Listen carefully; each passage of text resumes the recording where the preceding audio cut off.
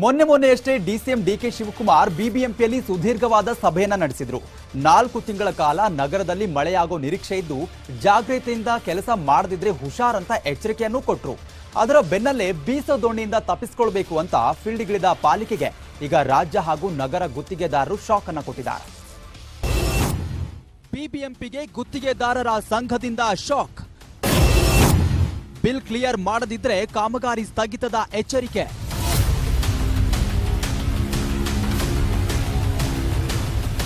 ಹೊಸ ಸರ್ಕಾರ ರಚನೆಯಾದ ನಂತರ ಹಳೆ ಸರ್ಕಾರದಿಂದ ಅನುಮೋದಿಸಲ್ಪಟ್ಟ ಬಾಕಿ ಬಿಲ್ಗಳ ಪೇಮೆಂಟ್ ಮಾಡದಂತೆ ಪಾಲಿಕೆಗೆ ಸೂಚಿಸಲಾಗಿದೆ. ಮತ್ತೊಂದು ಕಡೆ ಕಳೆದ 2 ವರ್ಷಗಳಿಂದ ಬಾಕಿ ಬಿಲ್ಗಳನ್ನ ಕ್ಲಿಯರ್ ಮಾಡಿ ಅಂತ ರಾಜ್ಯ ಹಾಗೂ ನಗರ ಗುತ್ತಿಗೆದಾರರ ಸಂಘ ಪಾಲಿಕೆಗೆ ಅನೇಕ ಮನವಿಗಳನ್ನ ಮಾಡಿದೆ.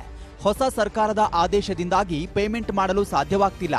ಹೀಗಾಗಿ ಬಿಲ್ ಕ್ಲಿಯರ್ ಮಾಡದಿದ್ರೆ ಯಾವುದೇ ಕೆಲಸ ಮಾಡೋದಿಲ್ಲ ಅಂತ ಗುತ್ತಿಗೆದಾರರ ಸಂಘ ಪಾಲಿಕೆಗೆ ಎಚ್ಚರಿಕೆ ಕೊಟ್ಟಿದೆ. ಗುತ್ತಿಗೆದಾರರಿಗೆ ಸೇರ್ಬೇಕಾದ ಹಣ ಬಾಕಿಯನ್ನ ಕೇಳಲಿಕ್ಕೆ ಬಂದಿದ್ವಿ. ಇದನ್ನ ಕಳೆದ 2 ತಿಂಗಳಿಂದ ಯಾವ್ದು ಪೇಮೆಂಟ್ಗಳು ಆಗಿಲ್ಲ. ಗುತ್ತಿಗೆದಾರ ಕಷ್ಟಗಳಿದ್ದಾರೆ ಅಂತ ಹೇಳ್ಬಿಟ್ಟು ರಿಲೀಸ್ ಆಗಿರುವಂತ LOCನ ಇನ್ನೂ ರಿಲೀಸ್ ಮಾಡಿಲ್ಲ. ಸರ್ಕಾರದವರು 1-2 ದಿನ ಪೆಂಡಿಂಗ್ ಲಿಸ್ಟ್ ಎಲ್ಲ ಕೇಳಿದ್ದಾರೆ.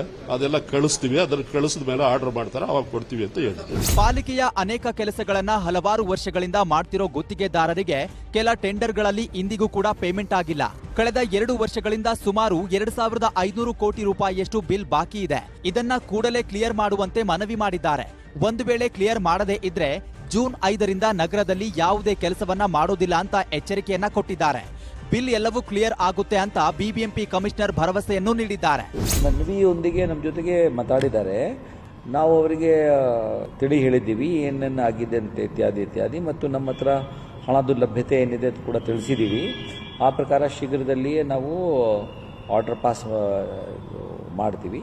ಅವರಿಗೆ ಹಣ ಬರಲಿಕ್ಕೆ ವ್ಯವಸ್ಥೆ ಆಗ್ತದೆ.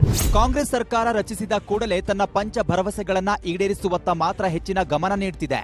ಇದರಿಂದಾಗಿ ಎಲ್ಲಾ ಇಲಾಖೆಗಳಲ್ಲಿ ಆಗಬೇಕಾಗಿರೋ ಬಾಕಿ ಪೇಮೆಂಟ್ಗಳನ್ನ ಉಳಿಸಿ ಜನರಿಗೆ ಉಚಿತ ಸೌಲಭ್ಯ ನೀಡಲು ಮುಂದಾಗ್ತಿದೆ ಅನ್ನೋ ಮಾತುಗಳು ಕೇಳಿ ಬರ್ತಿದೆ.